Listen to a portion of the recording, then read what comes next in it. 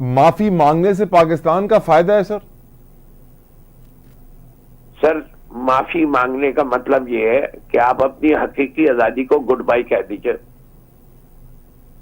اس سے کہ آپ تو یہ کہہ رہے ہیں کہ ظالم کے آگے سر جھکا دو. میرا دین تو یہ نہیں اجازت دیتا.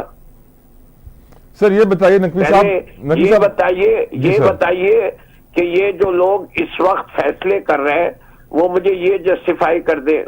میں اپنی ذاتی مثال لے لیتا ہوں. میں نامعلوم افراد کے تحت 10 ماہ جیل میں گزار کے آیا. جو آدمی نامزد تھا اس کا نام عمران اسماعیل تھا. وہ ایک دن جیل میں نہیں رہ کے آیا، وہ معاف ہو گیا اس سے کہ اس نے انٹرویو دے دیا. یہ کدھر کا انصاف ہے؟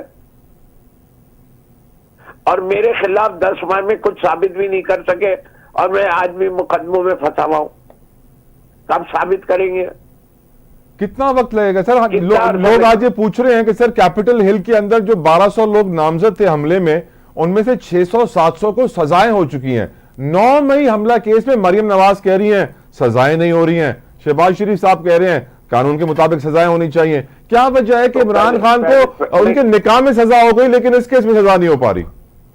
اس سے کہ یہ نہ ہے، ان کو کوئی ثبوت نہیں ہے. پی ٹی آئی بے گناہ ہے. اس سے کہ اگر گناہ گار ہوتی ہے ہمیں ایک دن بھی نہیں بخشتے.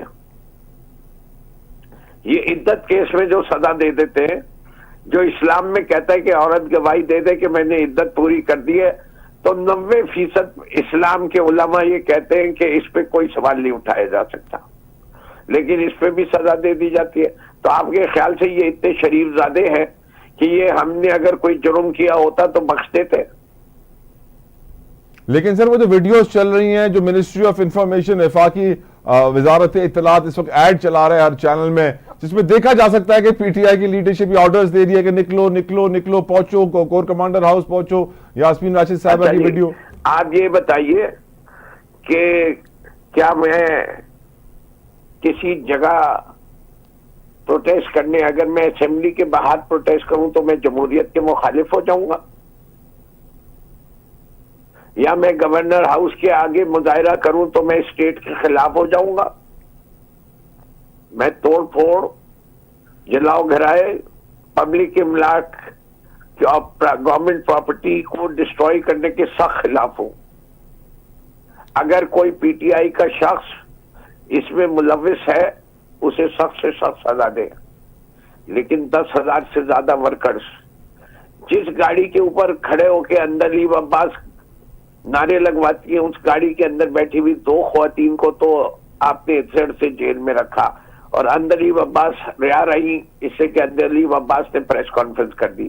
منزہ حسن رہا رہی، اس سے کہ انہوں نے پریس کانفرنس کر دی. ختیجہ شاہ کا کیا گناہ تھا؟